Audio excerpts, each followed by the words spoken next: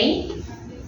Antes de iniciar o nosso mais um podcast na PEC aqui, com a nossa convidada especial, eu vou desde já pedir para vocês se inscreverem no nosso canal no YouTube, ativem os sininhos para estarem recebendo as notificações, se inscrevam no nosso Instagram, nos siga também no Instagram.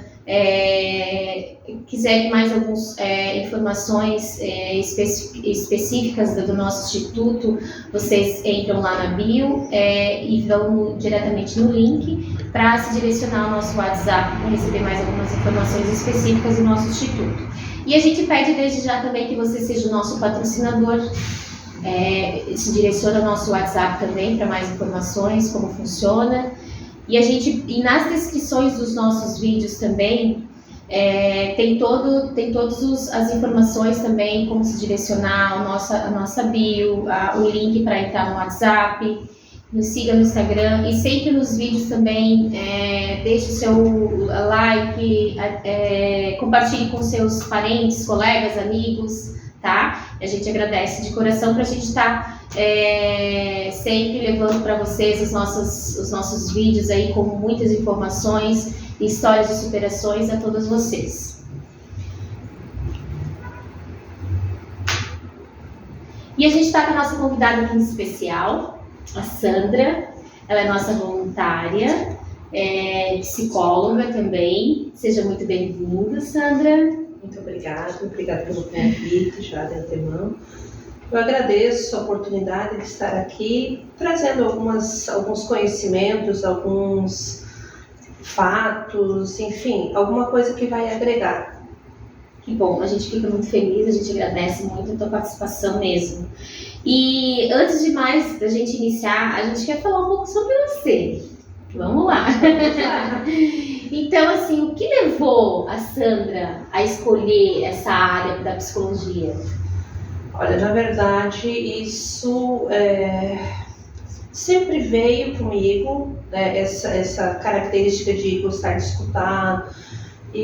Mas quando nova, na idade de cursar a faculdade, eu não tinha condições financeiras para isso. Morava no Rio Grande do Sul, uma cidade pequena que não oferecia essas condições. Uhum. Aí larguei, né? Deixei de ladinho o meu sonho, aí veio a maternidade, tive minha primeira filha, depois a segunda filha, depois o terceiro filho, e fui cuidando da família, e aí entrei numa outra área da odontologia, aí fiquei por um tempo, fui funcionária pública quase 20 anos, e com 45 anos surgiu uma oportunidade, quer dizer, na verdade não surgiu oportunidade, sabe quando o filho traz, mãe faz e tal, eu falei, filha, agora? Não, mãe, você tem condições, vai e faz. Aí fiz o Enem, né, com uma nota boa, consegui uma bolsa de estudo, comecei com 45 anos, concluí minha faculdade com 50 anos, na minha formatura, e aí terminei a faculdade, já comecei uma nova especialização. É difícil começar, mas quando você começa é difícil querer parar também, né? Verdade. E estamos aí hoje, trabalhando e aí, assim, que fique essa mensagem também. Sempre é tempo. Verdade. E qual era a cidade que você morava anteriormente? Morei em Santa Bárbara do Sul. Era uma cidade com em torno de 10, 15 mil habitantes, na época, bem pequena. A universidade ficava em outra cidade, a mais de 100 quilômetros. Então, realmente, assim, era muito difícil conciliar tudo, né? Sim. Aí depois eu mudei para o Paraná, morei em Cascavel, no Paraná, morei mais de 20 anos.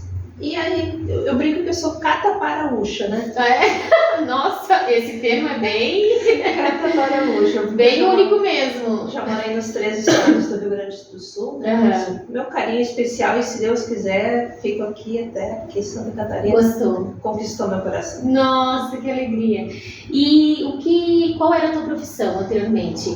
Eu era auxiliar de consultório odontológico, né? Fui na verdade, funcionária pública. Você sabe que dentro ali, né, você troca às vezes de setores. Eu fui de concurso em concurso, dando uma melhorada e tal. Mas o maior tempo que eu fiquei foi auxiliar em consultório odontológico mesmo. dentro de uma unidade de saúde já, né? E trabalhava, sempre fui voltada para a área da saúde. Sim. Aí aqui em Santa Catarina também, uma clínica odontológica, né? Fiz alguns trabalhos ali e tal. Mas sempre na área da saúde, sempre envolvida nesse meio. E agora trazendo um pouco da maternidade para a tua vida, o que levou você à maternidade? Eu acredito, como muitas mães, não foi a primeira maternidade, não foi planejada, veio no susto, aquele desespero, aquela palpitação, aquele processo, né, negação, aceitação, tudo aquilo que envolve a maternidade mesmo, sabe? Principalmente quando não planejada. Sim, de início daquele impacto, muito forte. Aí tu fica na parte da negação, né, até vir a fase da aceitação. Isso, aí fica naquela da curtição. O que eu vou fazer, como que vai ser a minha vida daqui pra frente, porque a partir de então não serei mais só eu. Exato. Né? Eu vou ser responsável por uma outra vida, e isso é pesado de início. Né? Eu tinha 18 anos na época, então assim, foi bem complexo esse início. Mas aí depois, né, casei, tive minha filha, enfim. Só que assim, eu tive minha filha, depois de 6 anos eu tive a outra, depois de 8 anos eu tive a outra. Eu demorei para ter coragem novamente. Eu tinha medo de idade de um para o outro. Sim, bem significativa. Eu tinha medo de não dar conta. Sim. Né? Ter filhos próximos, inclusive assim, um dos meus maiores medos particularmente era ter gêmeos, porque eu achava que eu não daria conta. E até por isso o esperar tanto para ter outros, sabe? Mas a questão dos gêmeos, assim, é porque você tinha casos na família? Na família, minha avó, primas, e assim, eu tinha bastante medo, né? Sério? Mas era em si um medo particular meu de achar que não daria conta do recado. Né? E aí você tem quantos filhos hoje? Eu tenho 3 filhos, eu tenho 2 meninas e um menino. O meu mais novo está com 20 anos, fez agora esses dias 20 anos. Já tenho 3 netas, uma de 12, o outro fez 12 essa semana e uma outra de 9 anos. Nossa! É mãe e vovó. Família cresceu. Já tem a experiência de vó, já. Bem boa, posso dizer. E me conta uma coisa, qual o teu maior desafio hoje, passando, assim, passando um filme na tua cabeça, né, de quando, da primeira maternidade, né, até a terceira, qual o teu maior desafio como mãe? De início e hoje, né, vendo eles já adultos, né, uns já com família. Sim. Eu diria só que cada fase tem sua peculiaridade. Mudam os problemas a você resolver. Quando é pequeno, o medo do banho, o medo de não conseguir amamentar, o medo de não ter com quem deixar, porque você precisa continuar trabalhando e dar conta do financeiro também. Então, acho que quando eles eram pequenininhos, o maior medo era com quem eu vou deixar o meu filho. Como que eu vou fazer? Aí teve uma época que eu fui separada e eu tive muito medo.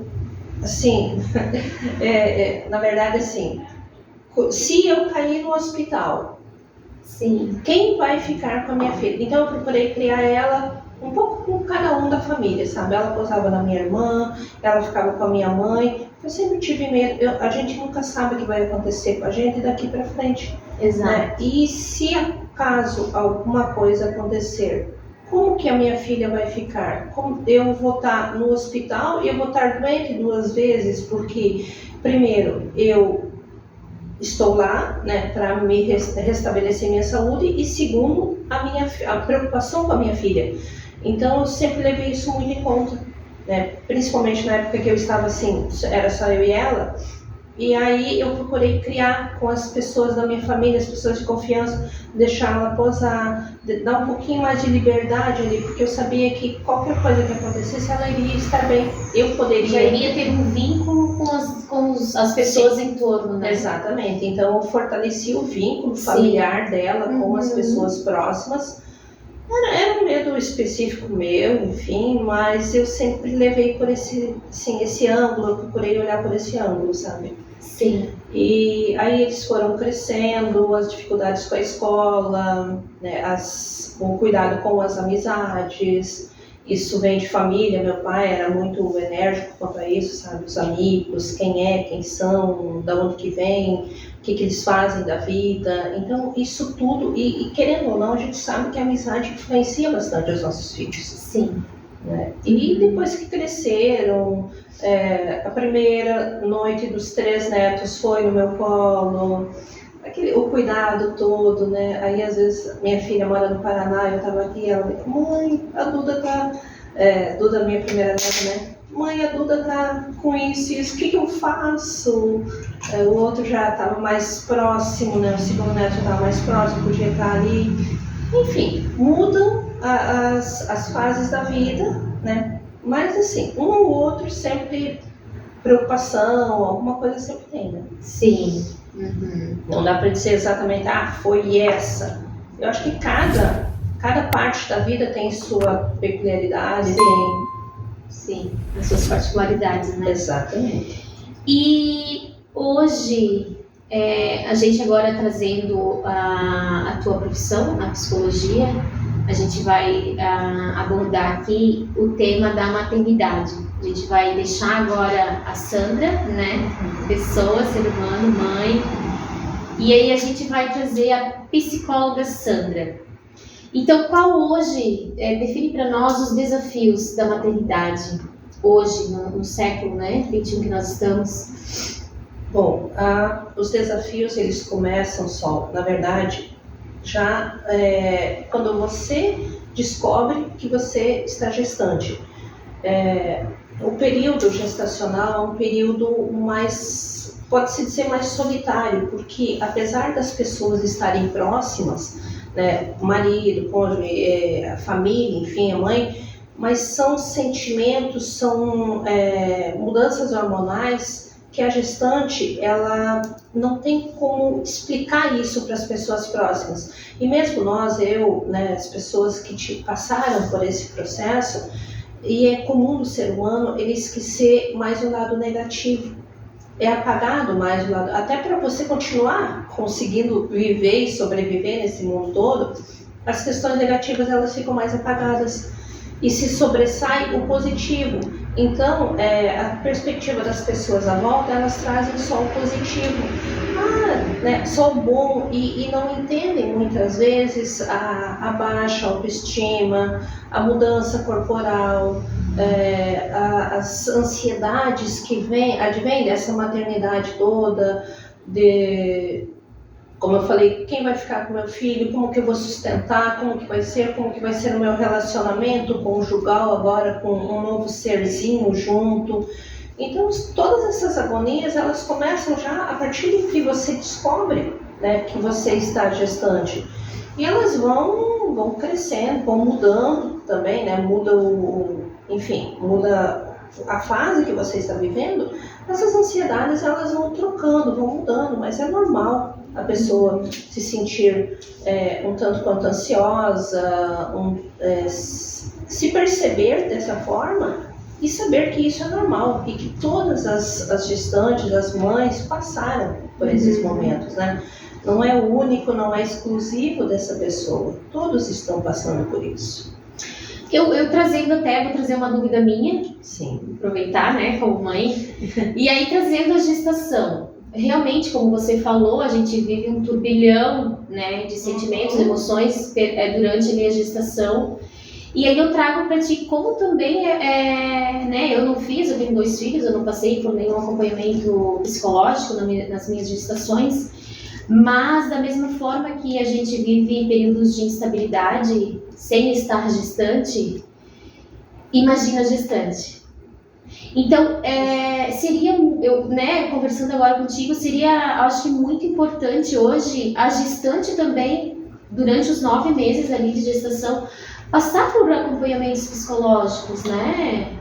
Porque iria, tipo, dar um suporte, assim, imenso para a gente poder lidar, para as gestantes poderem lidar com tantos sentimentos, com tantas emoções, até mesmo porque, como você mesmo disse, a maioria das mães hoje de primeira viagem, e eu trago também a minha experiência, né, para cá, a gente nunca está preparado para ser mãe, e aí, pela primeira vez, né, e aí a gente, nossa, vem aquela, né, questão ali da primeira notícia, que é impactante, daí começa, nossa, tinha outros objetivos, não era o momento, porque eu quero fazer faculdade, porque eu quero conquistar isso, porque eu quero ter, para depois vir a ser pai e mãe. Mas hoje a gente vê que 60% das mulheres não faz isso.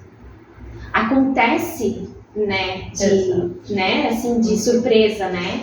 E realmente aí acontece esse fato, assim, pega a gente muito de surpresa e a gente vive momentos, assim, de muita instabilidade.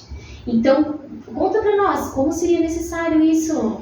Sim, o acompanhamento psicológico, ele é de suma importância, principalmente nessa fase da vida, porque são muitas mudanças em pouco tempo.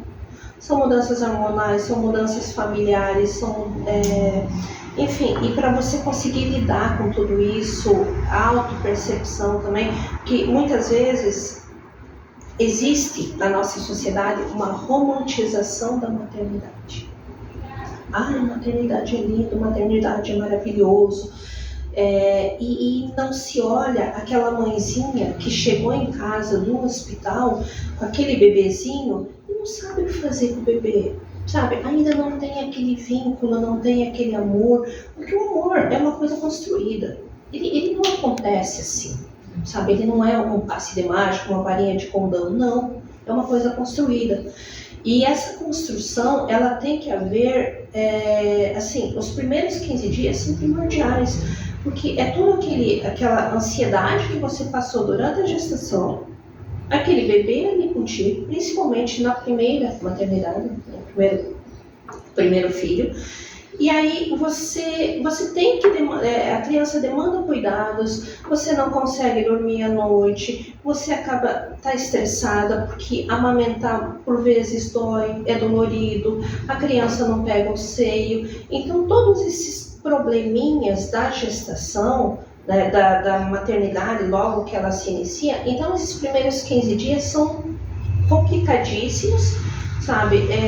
Aí vem a cobrança social. Nossa, como que você está assim? Você deveria estar feliz. Ou você ganhou um bebê, você tem que, né, você tem que amar ele, você tem que cuidar dele. Não é assim, sabe? Para a gestante, para a mãezinha, não é assim que funciona. Ela tem que ter o tempo dela. E essa preparo psicológico durante a gestação, ele conseguiria fazer com que a mãe conseguisse assimilar, conseguisse se perceber como pessoa, porque na maioria das vezes o que a gente vê? A mãe se anula. Ela não é mais ela não é mais a Sandra. Ela é a mãe do Emanuel, ela é a mãe da Camila, ela é a mãe da Catiane. Tanto que na escola, quando você chega na escola, o pessoal da escola não fala: Sandra, mãe do fulaninho, vem cá, eu preciso conversar contigo. Então a gente vira a mãe a gente perde um pouco da identidade. Sim. Né? E esse preparo psicológico gestacional ali é de suma importância para que a pessoa consiga se perceber, porque outra coisa também, só que eu percebo muito, as pessoas elas não param muito para escutar. Se você, numa conversa automático, exato, numa conversa entre amigos, você traz alguma coisa, né? Nossa, eu tô com dor aqui. Automaticamente a outra pessoa, nossa, mas parece uma competição. Exatamente. Eu tô assim, eu tô com dor de cabeça. Exatamente. sabe, a pessoa dificilmente, o outro, porque hoje em dia é tão escasso a conversa que você via como antigamente, as pessoas sentavam, conversavam. Hoje é tão escasso que quando alguém chega para conversar com você, você aproveita destilar as palavras que estão lá guardadas. Às né? vezes as palavras até se trombam, né? Porque nem sai direito, Exato. porque a gente tá tão assim carregado que tu vai falando, tipo, às vezes a gente não consegue nem entender o que de fato está sendo, o que sai. E nós mesmos que estamos emitindo, a gente nem se percebe o que realmente de fato está saindo. Sim, sim. Né? Porque quando a pessoa está ali falando, você já está pensando na resposta, no que você pode falar, e você não está escutando realmente. E esse é o trabalho do psicólogo, a escuta, uma escuta qualificada, uma escuta, a atenção 100% no teu paciente, né? E se eu como psicólogo, começo a divagar na hora que tu está falando, eu não estou prestando atenção em você. E o acolher os medos, acolher os anseios, as dificuldades, as ansiedades, esse acolhimento que dificilmente a pessoa vai encontrar, sabe? Primeiro, porque as pessoas fora, como eu falei, elas já estão no automático e trazendo as experiências dela também. Então, a gestante, ela vai chegar e vai falar, aí a pessoa, o que vai fazer no automático, né? Isso sem julgamentos aí, no automático, ela vai trazer a experiência dela, que às vezes não foi tão boa. E aí isso traz mais ansiedade ainda, sabe? No intuito de ajudar, traz a experiência, mas isso pode gerar mais ansiedade ainda na gestante. Então nós temos que ter esse cuidado também, sabe? E o psicólogo, ele está lá preparado para isso, para ouvir, para entender, para acolher. Eu gosto muito, tem um meme das redes sociais que tá o psicólogo e o paciente. E o paciente, ele entrega um maço de lã para o psicólogo. Aí o psicólogo desenrola tudo, né, faz um novelinho bem bonito e devolve para o paciente. Esse é o trabalho do psicólogo, sabe? Acolher, porque vem tudo bagunçado para nós. Né? Todas as ideias, todos os sentimentos ali. E nós temos que organizar, nós temos esse trabalho de organizar e dar devolutiva, mas uma devolutiva organizada. Assim. E aí que a pessoa começa a se perceber. Às vezes, uma coisa que eu gosto de fazer durante os atendimentos, a pessoa vem falando, repete essa fala para mim, por favor. A pessoa, aí que ela vai pensar no que ela falou. Aí começa os questionamentos. Nossa, como que saiu essa frase da minha boca? Porque Exato. nem se ouvia direito, né? Sim, a gente não para para isso. Mas é bem interessante. Nossa, é muito legal trazer essa questão, sabe, da maternidade, da fase da gestação, assim, para as mães para se sentirem mais preparadas para quando dar à luz, né, e iniciar essa fase com o bebê, né? E essa romantização, como eu falei, só acrescentando um pouquinho, eu acho preocupante, porque existe nessa romantização, a pessoa chegou em casa com o bebê, mas eu não tenho esse amor por esse serzinho ainda. Eu sei que ele saiu de mim, ele é meu filho, ele é minha responsabilidade, mas como que eu vou fazer? E a pessoa começa a se sentir culpada. Vem um sentimento de culpa muito grande, porque, nossa, tudo que eu aprendi, tudo que me foi falado, eu não estou sentindo. E por quê? Será que eu sou tão má assim? Os questionamentos. Sabe? E aí vem um sentimento de culpa muito grande inicial. Sim.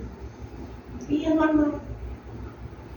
Sabe? Não tem nada de errado. A pessoa não é um ET ou não está fazendo coisas assim, sabe, absurdas. É normal. É um ser humano. Sim. Que está ali. É verdade. E agora trazendo também um pouco da doença, né? Hoje as mães que se deparam com o diagnóstico, né, do câncer, até outras doenças, né, e se deparam daí também com a doença e juntamente com a maternidade. O que tu pode nos falar sobre esses desafios, né, que vem com a doença e o papel da maternidade? A partir do diagnóstico da doença, arriscaria dizer que a pessoa passa por um processo de luto. E o luto, ele não incide só sobre a perda de alguém importante da família, mas o luto, ele é a perda da saúde, do corpo físico, a perda de um emprego, de um relacionamento. Isso tudo a gente conta como um luto, né? E o luto, ele tem as suas fases, a fase da negação, a fase do questionamento, a fase da revolta, dos questionamentos, até a fase da aceitação também. Então, e para uma mãe, né, eu acredito que o problema maior e agora? E o meu filho? Se alguma coisa acontecer comigo, quem vai cuidar dele? Como que ele vai ficar? E isso é dolorido, sabe? E isso precisa ser acolhido. Voltando a dizer, as pessoas no automático, elas não têm, assim, até tentam, né, ajudar, mas elas não têm esse preparo para isso. E a pessoa precisa passar por um profissional, precisa ser acolhida por um profissional. O que eu diria para essas mãezinhas? Primeira coisa, procurem conhecer realmente todo o processo.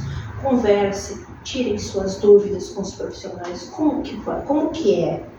O que isso pode acarretar? Quais as fases que eu vou ter que passar? O que isso vai trazer eu vou ter que tomar tal medicação? Que efeitos colaterais?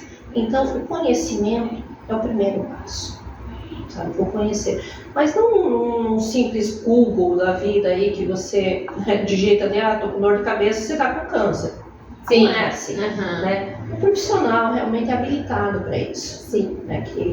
E então, esse seria o primeiro processo. O conhecer realmente a doença. Entender que, além de você, as pessoas que você ama também irão sofrer junto. E eu, na minha experiência de atender pessoas acometidas pelo câncer, por vezes, eu trato os familiares, né? Filhas, mães, né? Já fiz atendimento a mães, fiz atendimento a filhas, que estão sofrendo junto, e por ver a pessoa sofrendo, elas optam por não falarem, se isolarem, não tocarem no assunto para poupar a pessoa que está acometida, e acaba um sofrimento muito grande, ela se fecha. Em conjunto, né? Sim. Porque todos estão, né? Sim, a pessoa acometida já está sofrendo, mas ela recebe ainda uma atenção ali, normalmente, né, pelo que ela está passando, mas as pessoas fora, elas, além delas estarem nesse sofrimento, elas não podem falar sobre isso. Por quê? Porque elas têm medo que a pessoa que está doente, ela vai sofrer mais com isso. Então pensa, né, as pessoas próximas também, o quanto elas sofrem. Então isso é na família toda. O câncer, ele não acomete uma pessoa, ele acomete a família, eu diria. Na parte psicológica e emocional. Exato. Fisicamente em um, porém... Sim, todos se abalam, sim. Todos sofrem com isso. Então, é natural, né, esses sentimentos todos de negação, de revolta, por que comigo, os questionamentos todos, até a fase da aceitação. E eu diria uma coisa assim, parece até meio que desumano, mas que se você for olhar, analisar a fundo, é real. Seus filhos vão continuar vivendo, sabe? Mesmo que você, na luta, e a gente sabe o quão essas mãezinhas, elas têm mais força ainda para lutar, né? O quão elas querem estar bem para cuidar dos seus filhos. É uma fala recorrente: se alguma coisa maior acontecer, quem vai ficar com os meus filhos? Então, a força, isso que eu ia te questionar agora. Isso dá uma motivação, uma força muito maior para que elas deem ênfase ao tratamento, sabe, vão aderir a isso, vão cumprir todas as etapas. E lá no fim, quando eu já tive paciente que está liberada e assim, foi uma felicidade muito grande, com filhos pequenos, mas eu já tive pacientes também que não conseguiram, sabe? E os filhos vão continuar. Sim. Então, a conversa, o diálogo, o trazer isso, tirar momentos para isso, eu acho muito válido os momentos mãe e filho. Eu gosto muito dessa prática. Hoje nós vamos ter uma tarde, eu e você. Esquece o marido, esquece os outros filhos, esquece... Isso que seja um momento para os dois, sabe? Assim, para mãe e filho. Hoje, o que nós vamos fazer? Hoje nós vamos no cinema, nós vamos no shopping, nós vamos sair, andar em loja, nós vamos sentar num barzinho, vamos tomar um suco e vamos conversar. Esquecer o celular, um tempo de qualidade. É isso que você pode deixar, sabe? Ouvir os medos, os anseios, as revoltas, muitas vezes, né? E acolher também as pessoas que estão contigo. Então, são todas essas... isso vai fazer a diferença. Sim.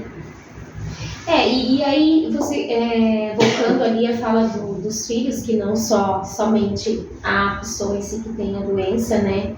Mas sim as pessoas em torno, mas aí eu trago somente os filhos nesse caso.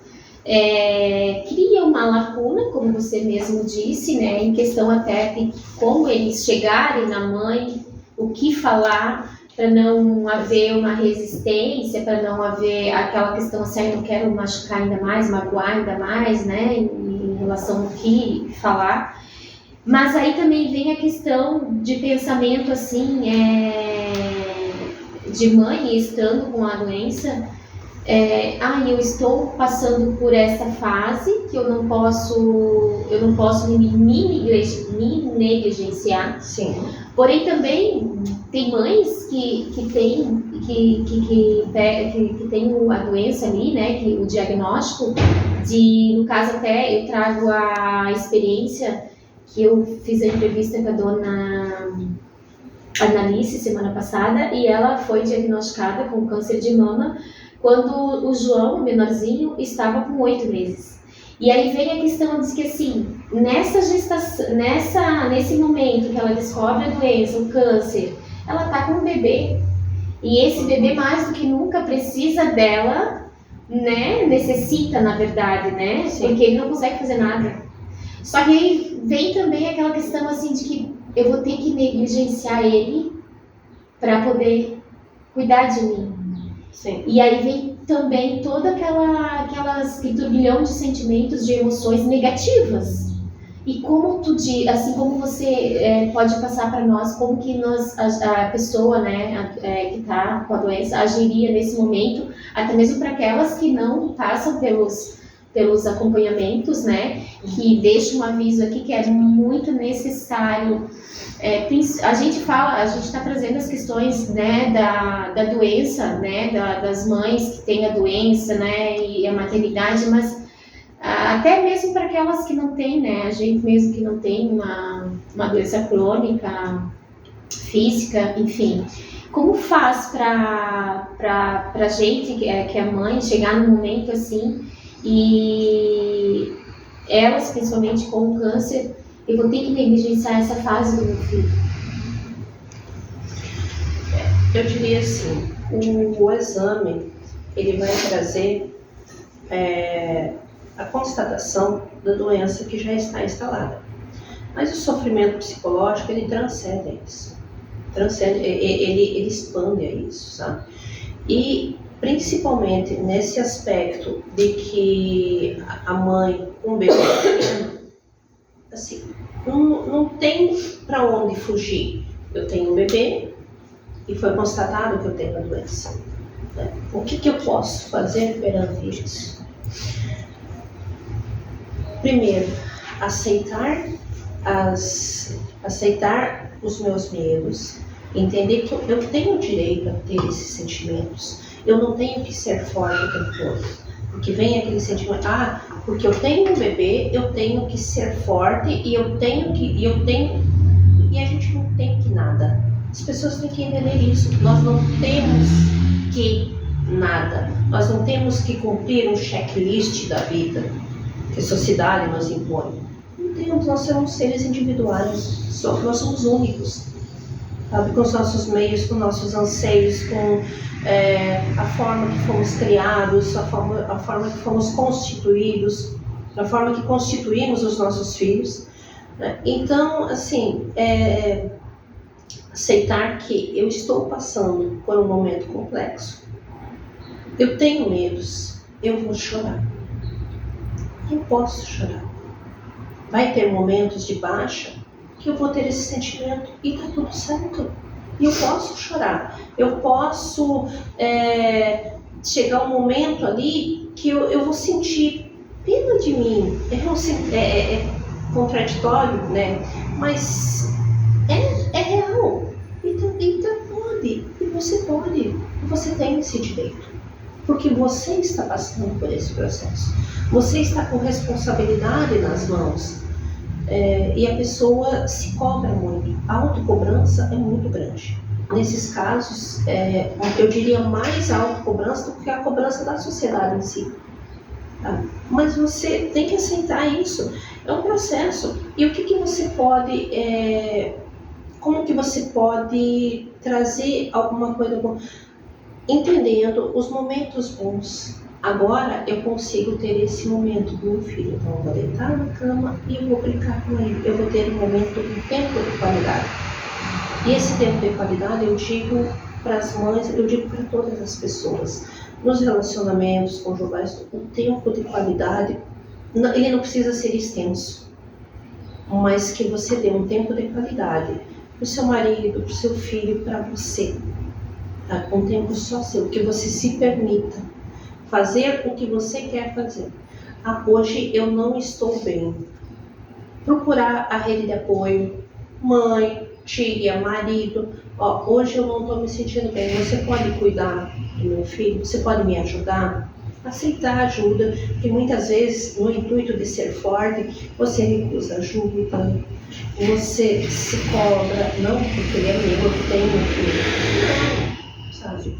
Você precisa, você tem coisas que você tem que cumprir ali, sim, mas você também é uma pessoa, um ser humano, e você tem direito a sentir dor, medo, vergonha, sabe? São sentimentos seus, esses sentimentos precisam ser acolhidos. Não só pela pessoa que está acometida, como pela rede de apoio dela. Mas aí a gente traz essa autocobrança que você questiona. Eu faço uma observação para ti, que essa autocobrança também vem das nossas crenças, né, culturais. Porque daí a gente se pega assim de que eu preciso fazer sozinha, porque eu fui criada desta forma, eu tenho que dar conta sozinha, eu tenho que correr atrás sozinha, e aí a gente esquece não. A gente acaba abrindo, deixando de lado, às vezes, muitas oportunidades, às vezes, de ajuda, né? Por, às vezes, achar que a gente tem que dar conta de tudo, né? Sim. Então, traz também essa questão das crianças, do que foi aprendido lá atrás, né, Sandra? Exatamente. A gente vem de uma criação, muitas vezes, que você tem que... E a mudança cultural que nós sofremos na nossa sociedade, antigamente, a mulher... ela era responsável pela criação dos filhos e o marido pelo sustento do lar. Sim. Hoje em dia está diferente. A mulher agregou mais trabalho, mais responsabilidades, né? E ela se acha... E a gente não tem caminho de super-herói. Não temos. Nós não somos a Mulher Maravilha que voa, que faz aquele do desenho animado. Nós não somos, nós somos seres humanos. Sabe? E, assim, o aceitar ajuda é importante. Que muitas vezes tem pessoas à nossa volta que até tentam, mas a gente quer fazer. A gente quer, sabe? Do jeito que eu faço, ninguém vai fazer como eu faço. Que acha uma obrigação também, né?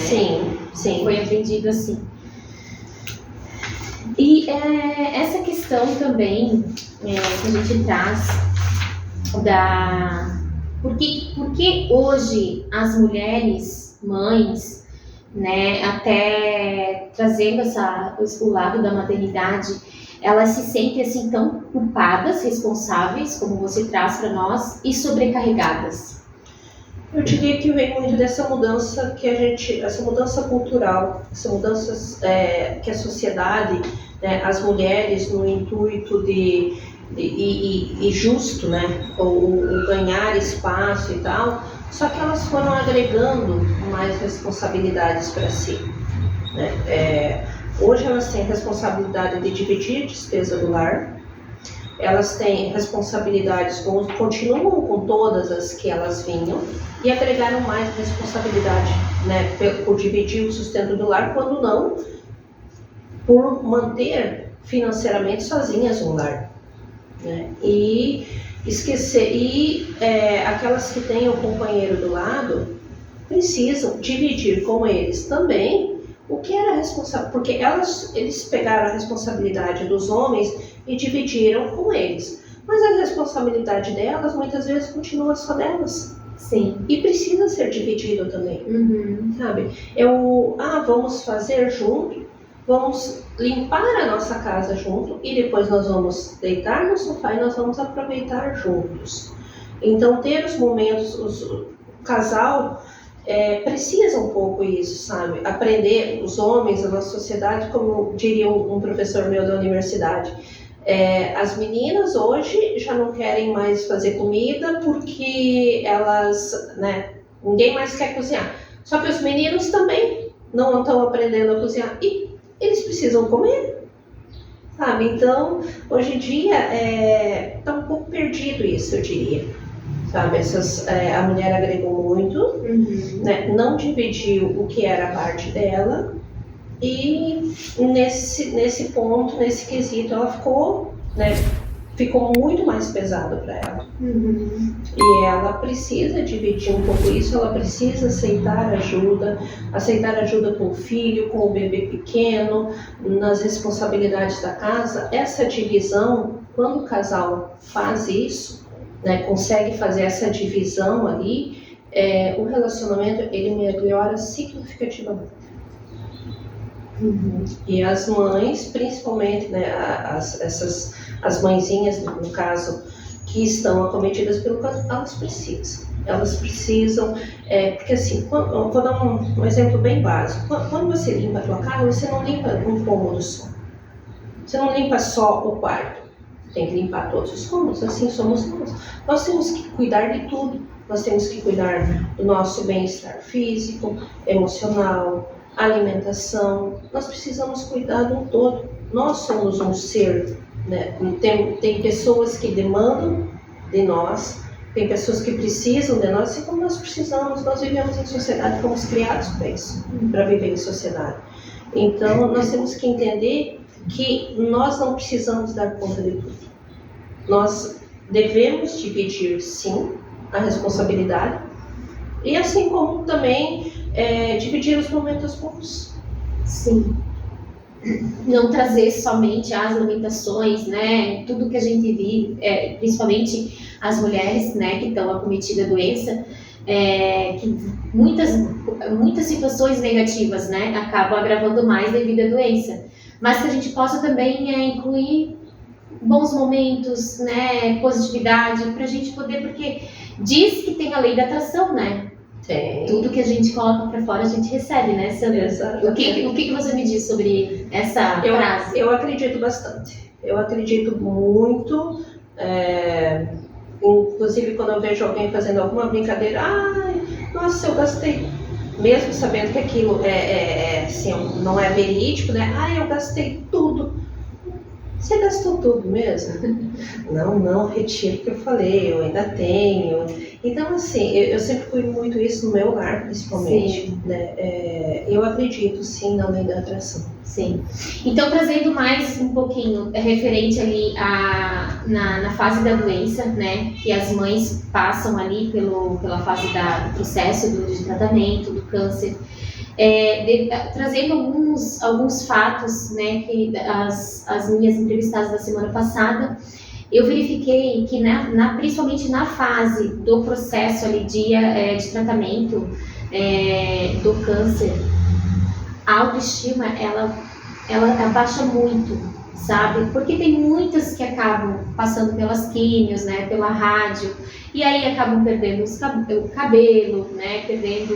Imagina, e aí nós mulheres, devido a todas essas questões que a gente já sobrecarrega, né, diariamente, e aí muitas vezes a gente acaba se anulando, nessa fase principalmente, elas acabam se anulando assim de vez mesmo, né? Até mesmo porque o processo da doença mesmo, ela é muito evasiva, né?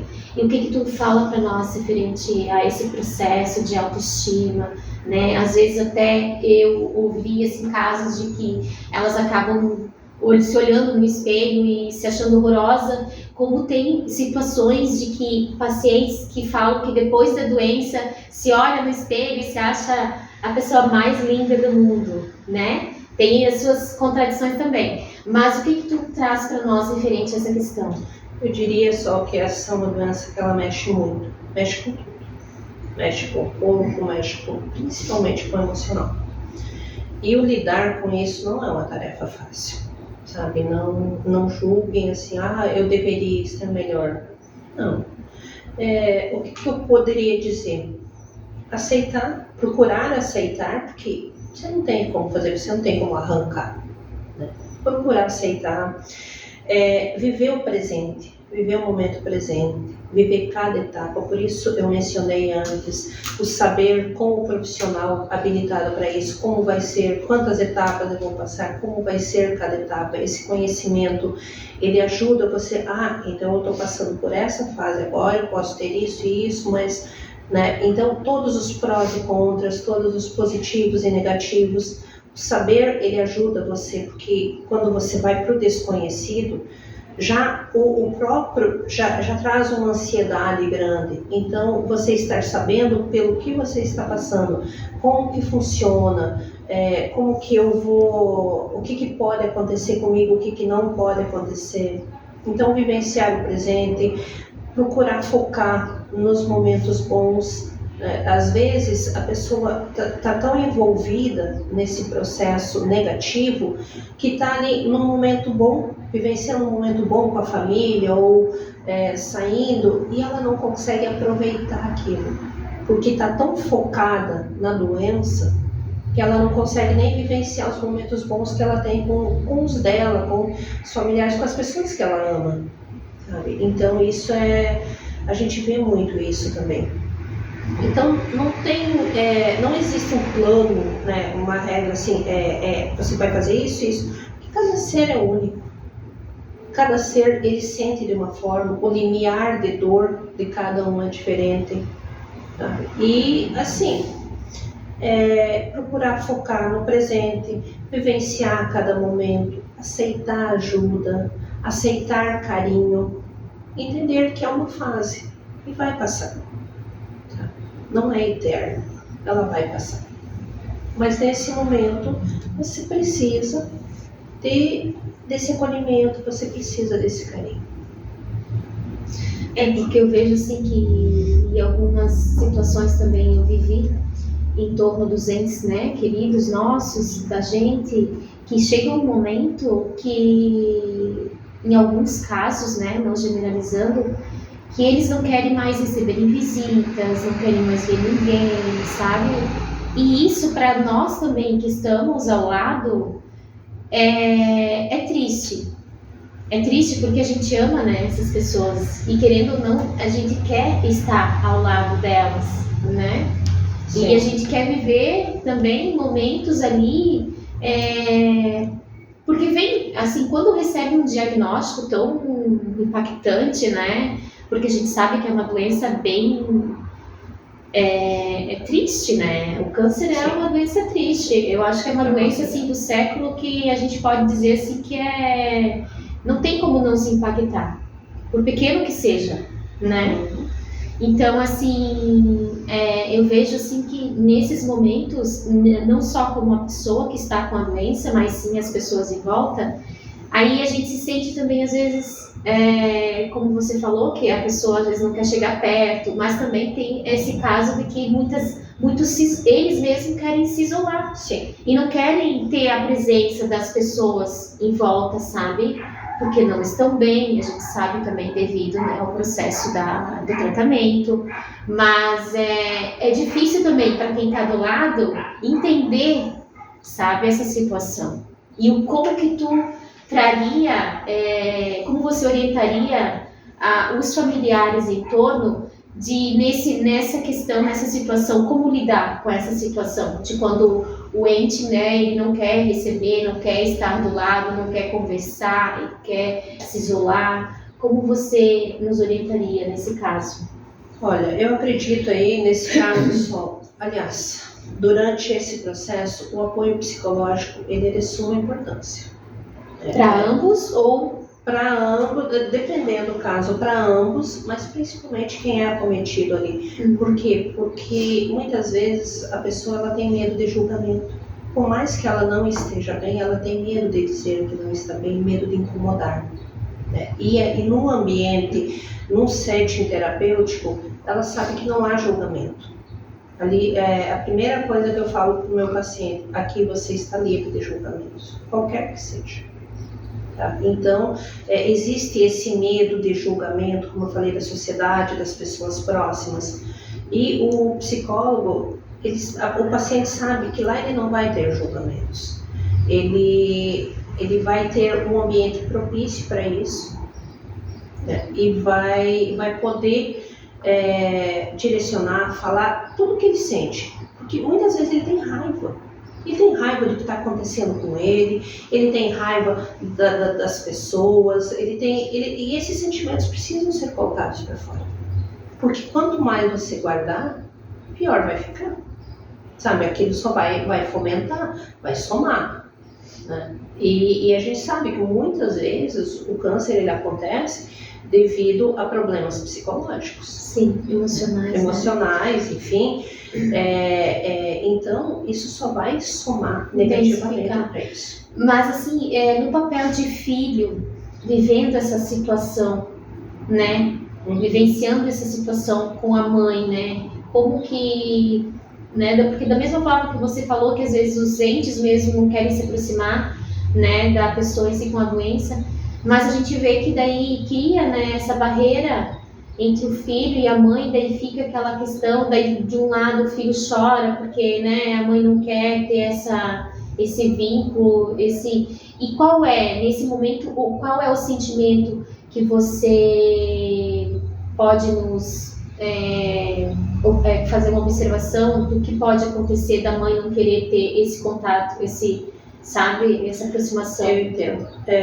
Como eu falei, né, reforçando, primeiro o acompanhamento psicológico ele ajudaria muito o paciente a entender o que está passando, a conseguir colocar para fora e conseguir entender que as pessoas próximas, o intuito delas é quererem aproveitar ao máximo os momentos bons, quererem ajudar. Eu diria que cada ser não dá pra gente, não existe receita de bolo.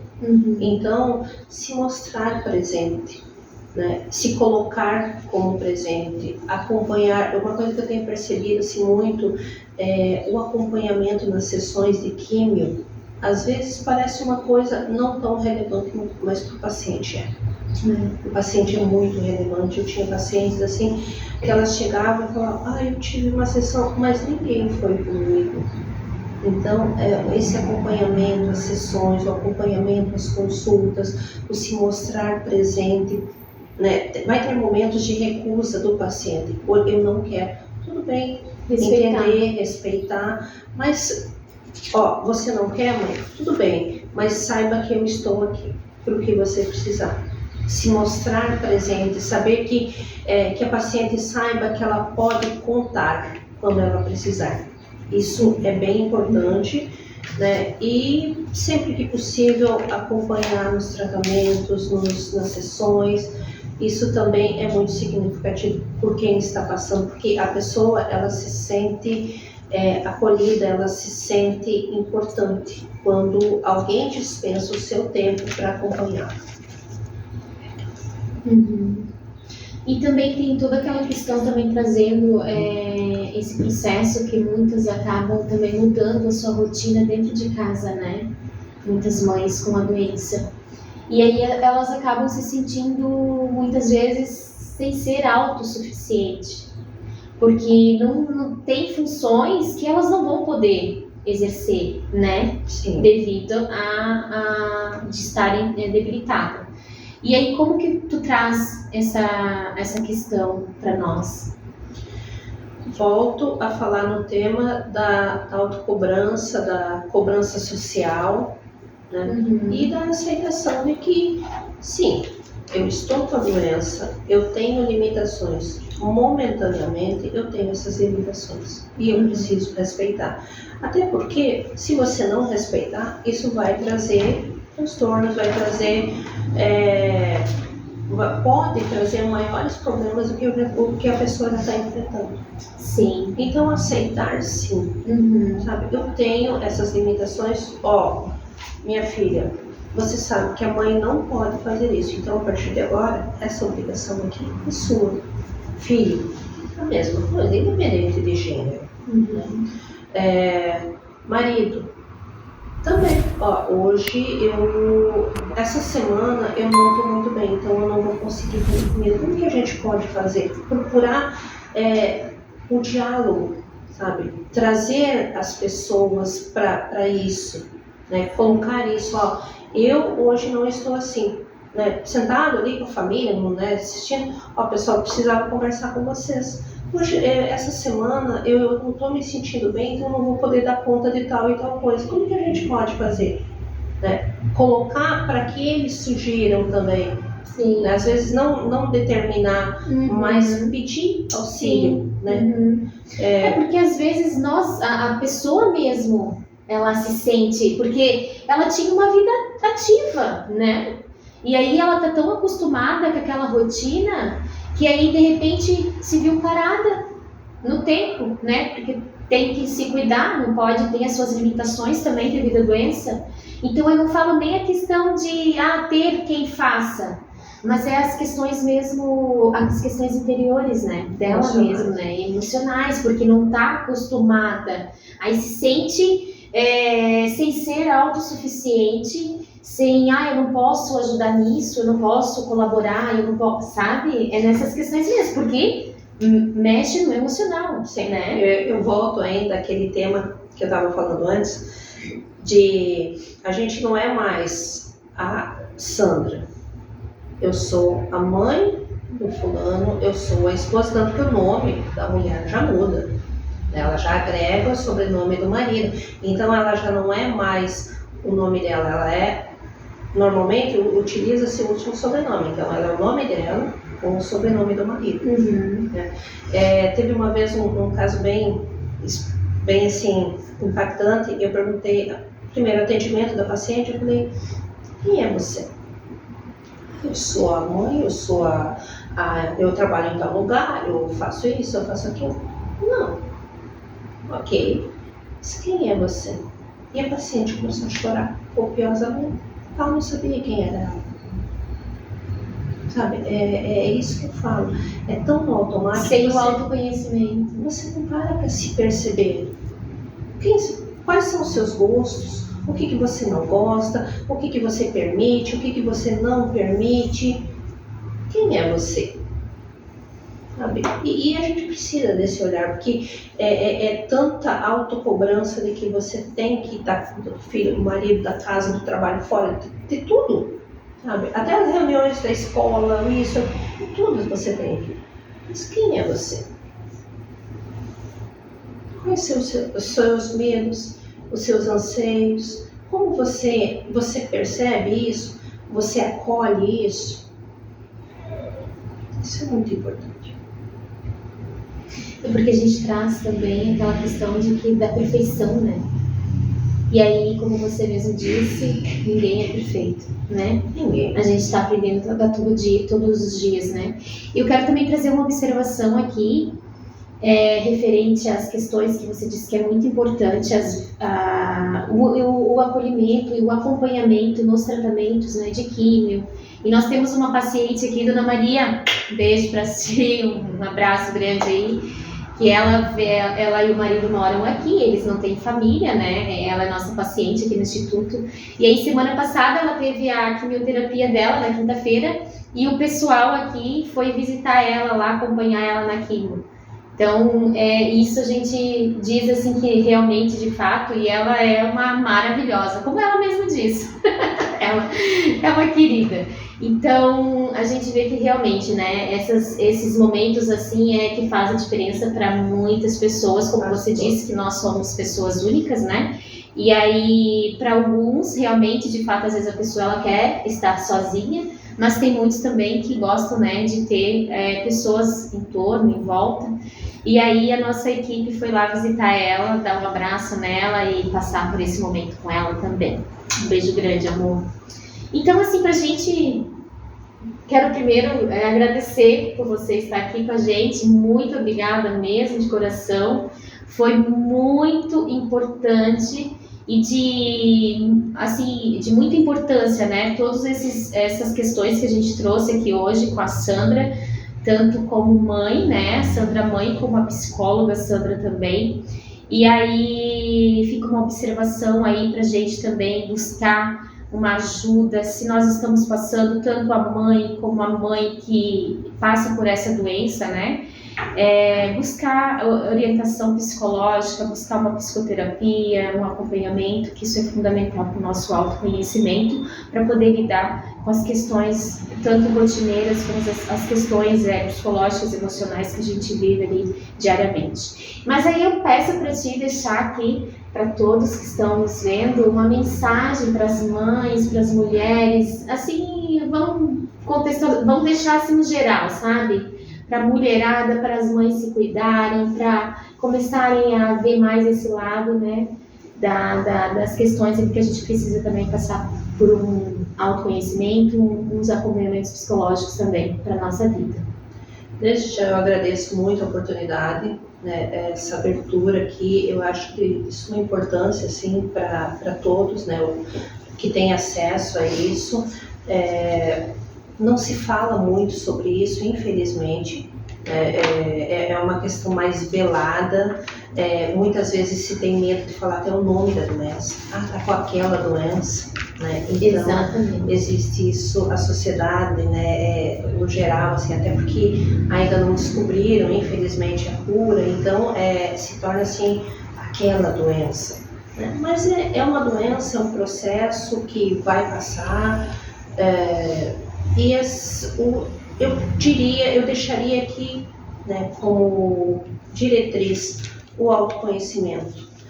Quando você se conhece, você consegue entender os seus medos, os seus anseios, suas vontades, o que você está permitindo que façam para você, porque isso é fato. As pessoas só fazem conosco o que nós permitimos que elas façam.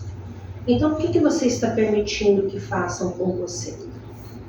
Que momentos de qualidade você está tendo com a sua família, com quem você ama? Quanto você se conhece? São tudo questões muito amplas, que se você parar para analisar, dá muito debate. A gente ficaria aqui muito tempo falando sobre isso. Mas... Pode continuar. Mas esse é o intuito, esse é de estarmos aqui e a importância da psicoterapia nesse processo todo. Independente, né, acometido da doença ou não, a psicoterapia é magnífica. Eu sou suspeita, né? Eu já faço a minha há muitos anos. Sim. E poderia dizer que modificou a minha vida. Sim, a gente diz que o profissional não é só porque é profissional da área que também não precisa que a dela esteja em dia, porque precisa também. Muito, né? muito. Principalmente, né, Sandra? Então, a Sandra é nossa voluntária aqui no Instituto, né? Nossa psicóloga, ela está aqui com a gente nos orientando os nossos pacientes também.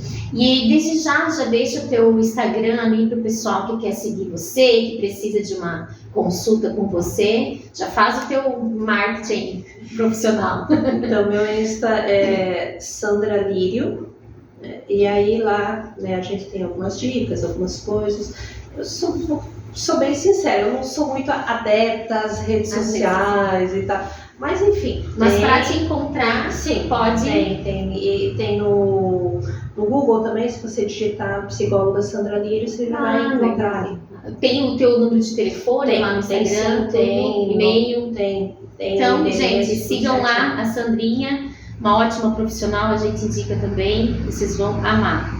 Então, mais uma vez, vocês que estão vendo esse vídeo, curtam, compartilham, sigam no Instagram, vão lá na bio, se direcionam para o nosso link lá do WhatsApp para mais informações. Você também que quer nos patrocinar, pedimos para nós estarmos ampliando a nossa estrutura aqui do podcast, na PEC. E muito obrigada por você estar aqui conosco. Tchau, tchau.